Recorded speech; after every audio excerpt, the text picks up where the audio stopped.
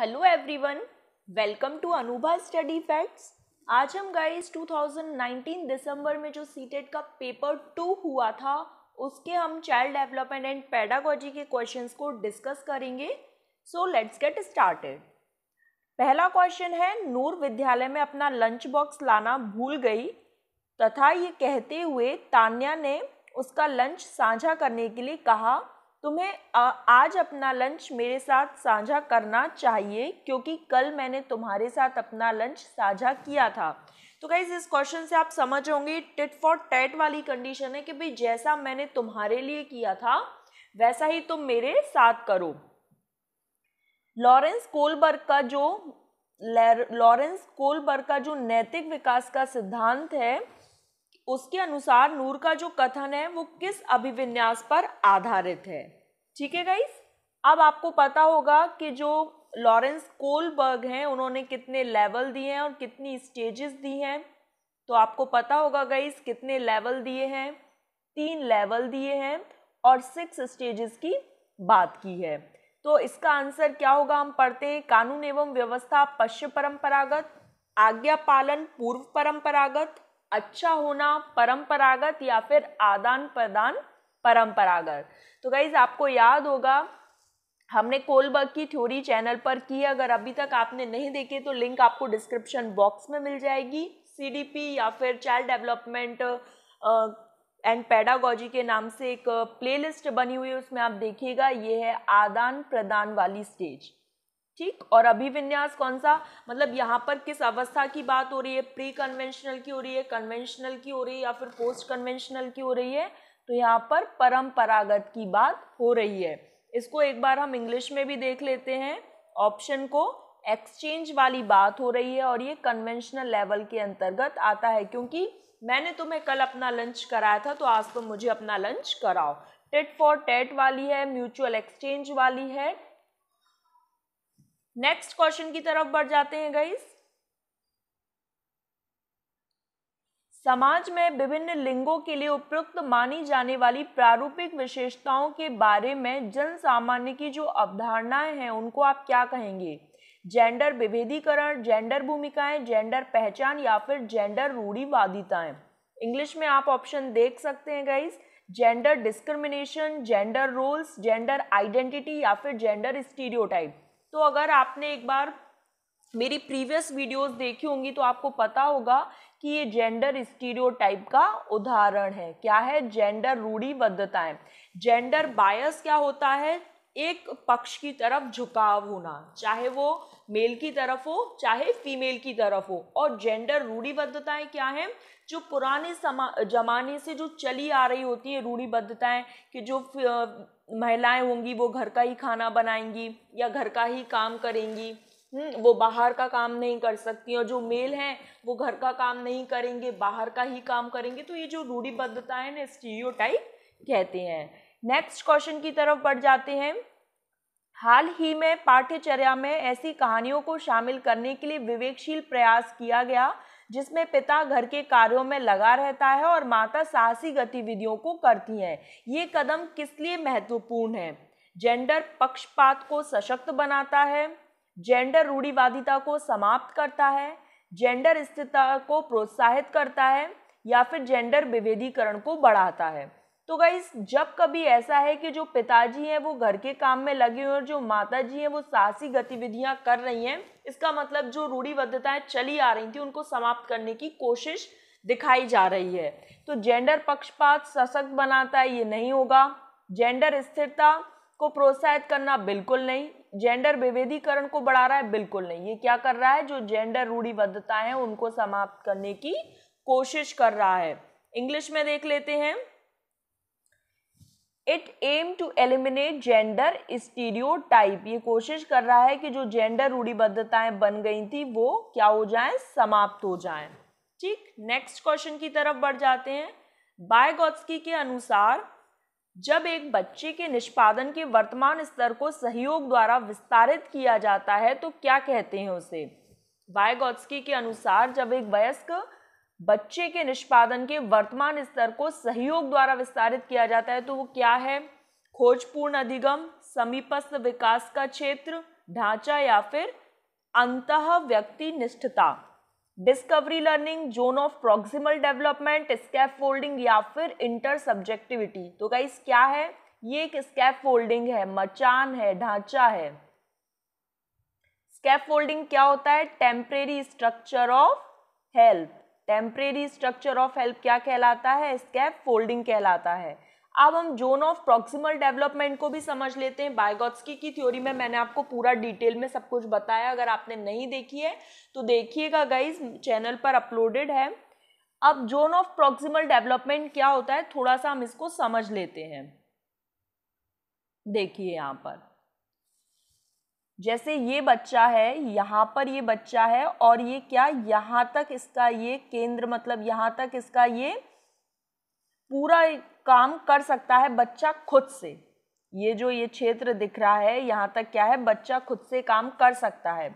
और अगर उसे किसी की सहायता मिल जाए तो उसका दायरा बढ़कर क्या हो जाएगा, इतना हो जाएगा, वो यहाँ तक काम करने लगेगा। तो ये जो ये बीच का जो गैप है वो क्या है आपका, समीपस्थ विकास का क्षेत्र, जोन ऑफ प्रॉक्सिमल डेवलपमेंट। इससे ऊपर चाहे वो सहायता दे दो, चाहे कुछ भी, वो इससे आगे नहीं बढ़ सकता। जैसे एक 5th क्लास का स्टूडेंट है, वो 10th क्लास के मैथ्स के जो सम्स हैं पूरी मैथ्स सॉल्व नहीं कर सकता, लेकिन अगर उसे हेल्प मिल जाए तो कुछ क्वेश्चंस ऐसे हो सकते हैं कि वो टीचर की हेल्प से कर ले। तो यहाँ जो हेल्प मिल रही है वो किसकी हेल्प मिलेगी, MKO, more knowledgeable other. More knowledgeable other कौन हो सकता है, आपका छोटा भाई बहन हो सकता है, बड़े भाई बहन हो सकते हैं, माता पिता, teacher, peers, friends, family members, neighbours, कोई भी हो सकते हैं। ठीक, नेक्स्ट क्वेश्चन की तरफ बढ़ जाते हैं। जीन पियाजे के संज्ञानात्मक विकास के सिद्धांत के अनुसार परिकल्पित निगमनात्मक तर्क किस अवधि से विकसित होता है। तो किस अवधि से, निगमनात्मक मतलब क्या होता है गाइस, जब आप रूल से एग्जाम्पल की ओर जाते हैं, जब आप क्या, रूल से एग्जाम्पल की तरफ जाते हैं। संवेदी चालक, पूर्व संक्रियात्मक, मूर्त संक्रियात्मक या फिर अमूर्त संक्रियात्मक अवस्था में ही ये वाली स्टेज आ सकती है, क्योंकि ये क्या है, जो इंडक्टिव मेथड होता है, आगमन विधि है, ये प्राइमरी स्टूडेंट्स के लिए होती है। प्राइमरी स्टूडेंट मतलब प्राइमरी क्लास का बच्चा कितने साल का होगा, 9-10 साल का। तो जो इंडक्टिव मेथड है वो कितने के लिए होती है, 9 से 10 के लिए होती है, प्राइमरी बच्चों के लिए। और जो निगमनात्मक है वो हायर क्लासेस के लिए होती है। और फॉर्मल ऑपरेशनल या फिर अमूर्त संक्रियात्मक बच्चा क्या होता है, 11 से ऊपर की जो एज होती है वो क्या होती है, फॉर्मल ऑपरेशनल। आई होप आपको समझ आ गया होगा। नेक्स्ट क्वेश्चन है, डैश के अनुसार बच्चों के चिंतन के बारे में सामाजिक प्रक्रियाओं तथा सांस्कृतिक संदर्भ के प्रभाव को समझना आवश्यक है। किसके अनुसार बच्चों का जो चिंतन है वो सामाजिक क्रियाओं और सांस्कृतिक संदर्भ पर आधारित है। तो आपको याद होगा वाइगोत्स्की की कौन सी थ्योरी है, socio cultural theory. Socio cultural theory, सामाजिक सांस्कृतिक सिद्धांत। तो इसका सही आंसर क्या हो जाएगा गाइस, लेव वाइगोत्स्की। लॉरेंस कोलवर्ग के द्वारा कौन सा सिद्धांत दिया गया, नैतिक विकास का सिद्धांत।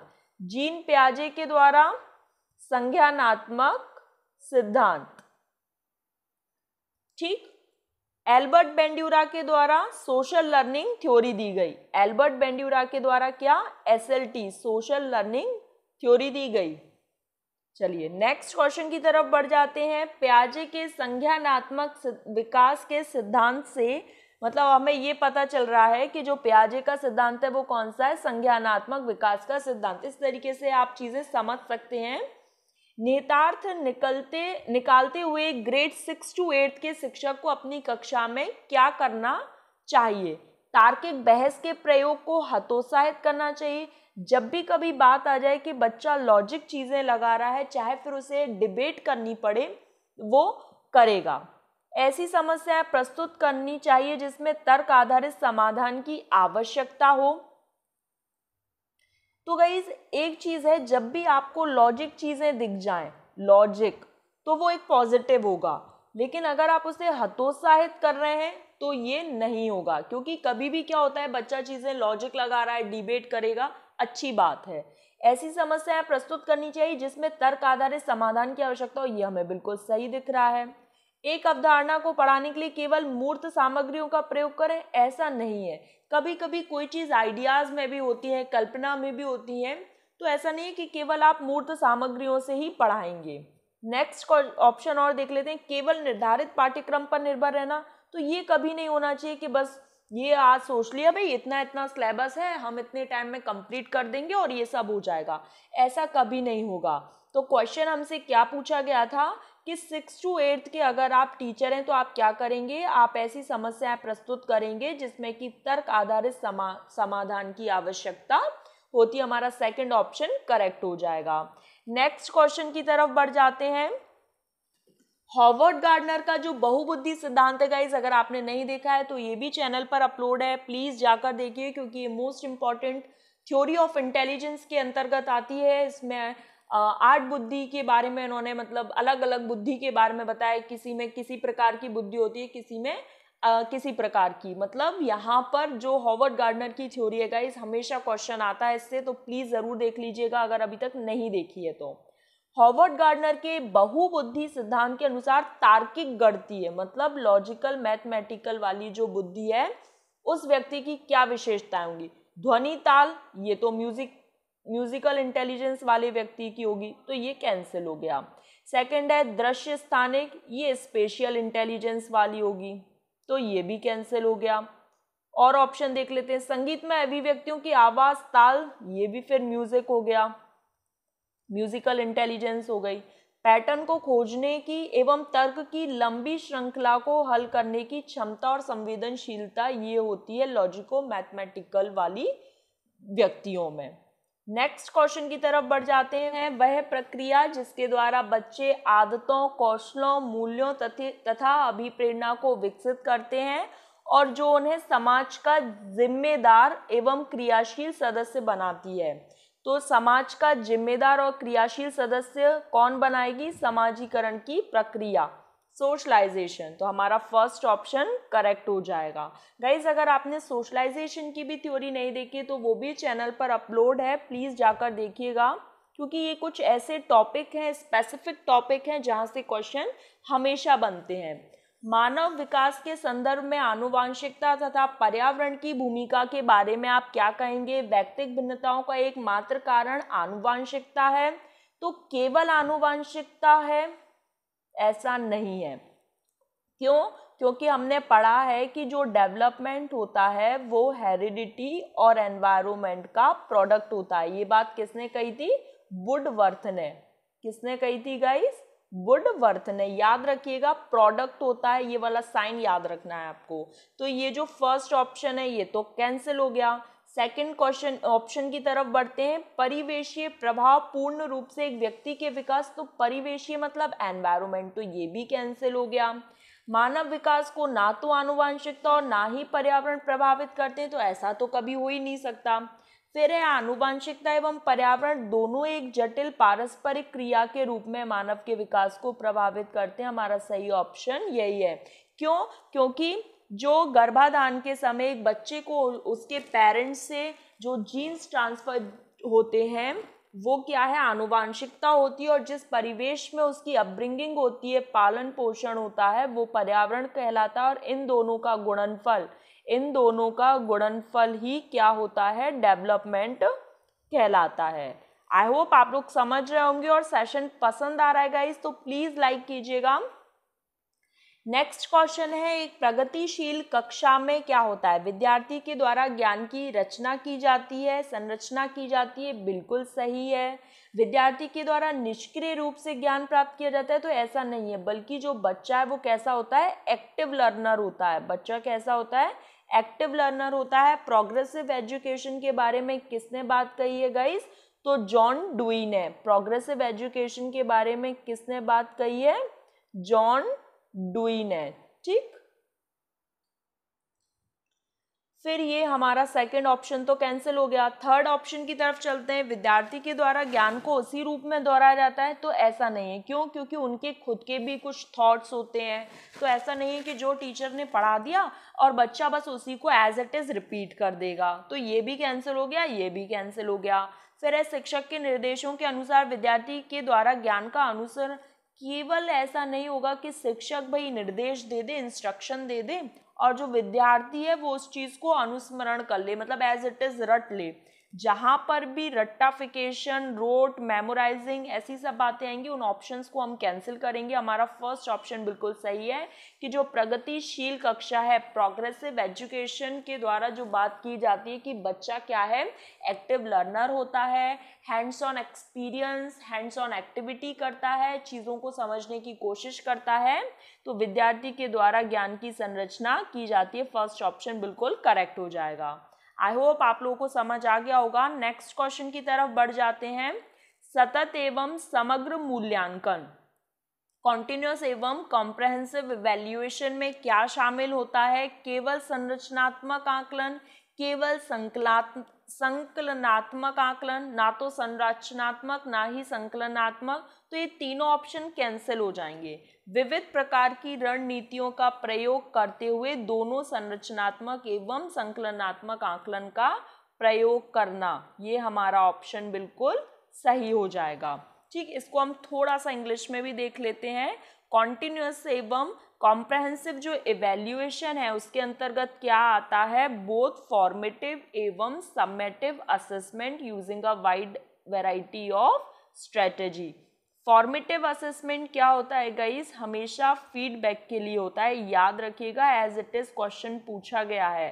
फीडबैक के लिए फॉर्मेटिव होता है और जजमेंट के लिए, याद रखिएगा, जजमेंट के लिए कौन सा होता है? समेटिव असेसमेंट होता है। ठीक, नेक्स्ट क्वेश्चन की तरफ बढ़ जाते हैं।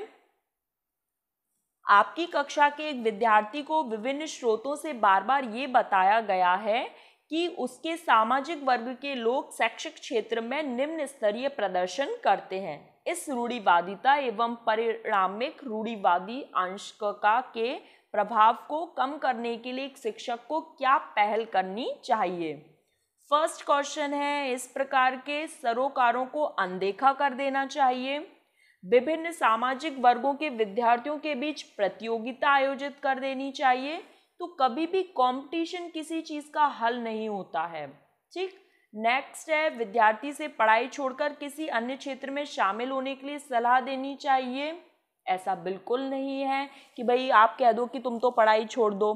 फिर है, विभिन्न सामाजिक वर्गों के रोल मॉडल से संबंधित कहानियां एवं उदाहरण प्रस्तुत करने चाहिए। सबसे अच्छी बात है कि आप क्या करें, जो विभिन्न सामाजिक वर्ग हैं, अलग अलग कैटेगरीज हैं, उनके रोल मॉडल्स जो भी मतलब जिन्होंने बहुत अच्छे काम किए हैं उनकी लाइफ में, उनसे संबंधित कहानियां सुनाएं और उनके उदाहरण प्रस्तुत करें ताकि जो बच्चा है या जो व्यक्ति है वो मोटिवेटेड फील करे। नेक्स्ट है, एक समावेशी कक्षा में शिक्षक को क्या करना चाहिए? तो समावेशी कक्षा क्या होती है गाइज? इंक्लूसिव एजुकेशन होती है। इंक्लूसिव एजुकेशन मतलब जहाँ पर सभी बच्चों को एक साथ पढ़ने का अधिकार होता है, चाहे वो दिव्यांग हो चाहे नॉर्मल बच्चे हो, उनको क्या करना चाहिए? एक साथ पढ़ाना चाहिए। बस ये है कि दिव्यांग बच्चों के साथ थोड़ी सी उनको जहाँ पर भी प्रॉब्लम है, जैसे कोई विजुअल डिसेबल्ड है या फिर उसको देखने में प्रॉब्लम है, तो आप ऑडियो वाली सीडीज का यूज़ करें। हाँ, ब्रेल स्क्रिप्ट, ब्रेल लिपि का यूज़ करें। ब्रेल लिपि से याद आया, ब्रेल लिपि में कितने डॉट होते हैं? तो 6 डॉट्स होते हैं, ये याद रखिएगा, क्वेश्चन पूछा गया था। फिर उसके बाद हम याद रखेंगे कि अगर किसी को सुनने में प्रॉब्लम है तो उसको प्रोजेक्टर्स पर या सीडी के थ्रू या बड़ी स्क्रीन पर चीज़ें दिखाएं। तो इस तरीके से एक शिक्षक को ध्यान रखना चाहिए। अब एक समावेशी कक्षा में शिक्षक को क्या करना है? पढ़ते हैं, ये विश्वास करना चाहिए कि प्रत्येक बच्चे में अपनी योग्यता एवं शक्ति के अनुसार सीखने की क्षमता होती है। बिल्कुल सही बात है। अब हम और ऑप्शंस देख लेंगे। हमको फर्स्ट ऑप्शन तो ठीक दिख गया। अशक्त अधिगमकर्ताओं के प्रति दया एवं सहानुभूति, केवल दया और सहानुभूति दिखाने से कुछ नहीं होगा। जो दिव्यांग बच्चे हैं या जो इम्पेयर्ड स्टूडेंट्स हैं उनके साथ आप थोड़ा सा और ज़्यादा काम करें, मतलब आपको और ज़्यादा मेहनत करने की ज़रूरत रहेगी। जिसको जिस फील्ड में प्रॉब्लम है आपको उसके अकॉर्डिंग, उस बच्चे की नीड के अकॉर्डिंग थोड़ा काम करना पड़ेगा। ऐसा नहीं कि केवल आप दया और सहानुभूति दिखा दें, ये कैंसिल हो गया। और ऑप्शन पढ़ते हैं, बच्चों को अपाहिज बच्चा या फिर मंद बुद्धि वाला बच्चा ऐसे कहकर आदि के रूप में वर्गीकृत करना ये कभी नहीं होगा। और वैसे भी आजकल विकलांग की जगह दिव्यांग वर्ड ज़्यादा मतलब सही माना जा रहा है कि उनको विकलांग ना कहें, उनको दिव्यांग के रूप में आप बता सकते हैं अगर कोई डिसेबल्ड है तो। केवल प्रतिभाशाली एवं योग्य बच्चों पर ध्यान देना, तो ये तो समावेशी कक्षा में कभी भी नहीं होना चाहिए, और समावेशी के किसी भी प्रकार की कक्षा में कभी ऐसा नहीं होना चाहिए, और हर कक्षा समावेशी कक्षा होनी चाहिए। कभी भी आप याद रखिएगा, ये इस तरीके से सीटेट में क्वेश्चन बहुत पूछे जाते हैं कि जो बच्चा है जैसे जिसको चलने में प्रॉब्लम है या देखने में प्रॉब्लम है या सुनने में प्रॉब्लम है, तो उसके लिए क्या अलग से स्कूल बनाने चाहिए? ऐसा कभी नहीं, उनको कभी भी सेग्रीगेट नहीं करना चाहिए, उनको उसी स्कूल में पढ़ाओ, लेकिन थोड़ी सी जो फैसिलिटीज़ हैं उनको अलग से प्रोवाइड करो, जो मैं आपको अभी पहले बता चुकी हूँ। तो हमारा जो फर्स्ट ऑप्शन है बिल्कुल सही है कि ये विश्वास करना चाहिए कि प्रत्येक बच्चे में अपनी योग्यता शक्ति के अनुसार सीखने की क्षमता होती है, ना ही कभी टीचर को एक दूसरे बच्चे के साथ कंपेयर करना चाहिए कि भाई ये तो इतना अच्छा कर लेता है, तुम ऐसा क्यों नहीं कर पाते, या इसके मार्क्स इतने आए तुम्हारे क्यों नहीं आए। या किसी भी बच्चे को जहाँ पर वो डिसेबल्ड है उसको मंद बुद्धि अशक्त बच्चा नहीं कहना चाहिए। आज के लिए लास्ट क्वेश्चन है गाइस, एक विद्यार्थी कक्षा में निम्नलिखित लक्षण प्रदर्शित करता है: पढ़ने के प्रति चिंता, शब्दों या अक्षरों को पहचानने में कठिनाई, निम्न स्तरीय शब्दावली कौशल, पहले पढ़े हुए पाठ को समझने या याद करने में कठिनाई। ये किसके सूचक हैं? एक स्वालीन बच्चे के, ऑटिज्म बच्चा जो होता है, ऑटिज्म बच्चे में क्या होता है, वो एक चीज़ को बार बार रिपीट करते हैं, हाँ, और सोशली बहुत ज़्यादा कम्युनिकेट नहीं कर पाते। तो इस स्वालीन विद्यार्थी की तो यहाँ पर विशेषताएं या जो भी कैरेक्टरिस्टिक्स दी हैं वो नहीं। एक सृजनात्मक विद्यार्थी, सृजनात्मक तो क्रिएटिव होता है, जो भिन्न भिन्न दिशाओं में चीज़ों को सोच सके, तो भाई उसको किसी चीज़ की क्यों चिंता होगी। अधिगम अशक्तता वाले विद्यार्थी ये है। जो लर्निंग डिसेबल्ड चाइल्ड है, चाहे वो डिस्लेक्सिया हो, डिस्ग्राफिया हो, डिस्कैल्कुलिया हो, प्रेक्सिया हो, डिस्फेजिया हो, इनके बारे में मानसिक क्षति वाले विद्यार्थी, ये नहीं होगा। हमारा थर्ड ऑप्शन बिल्कुल करेक्ट है। इसको हम इंग्लिश में भी देख लेते हैं, a student with learning disability. इसका सही आंसर क्या होगा? Student with disability. अब अगर डिसेबिलिटी थोड़ा सा आप समझना चाहते हैं तो मैं यहाँ पर आपको समझा देती हूँ। देखिए, सबसे पहले होता है डिसलेक्सिया, जिसको रीडिंग प्रॉब्लम है, ठीक। फिर होता है डिस्ग्राफिया, जिसको राइटिंग में प्रॉब्लम है। फिर होता है डिस्कैल्कुलिया, कैलकुलेशन से याद रख सकते हैं, जिसको मैथमेटिक्स ऑपरेशन में प्रॉब्लम आती है, मतलब वो सम वगैरह ये मैथमेटिक्स से रिलेटेड चीजें नहीं कर पाता। फिर है अफेजिया या फिर डिस्फेजिया, जिसको स्पीच बोलने में प्रॉब्लम होती है। फिर है डिस्प्रेक्सिया,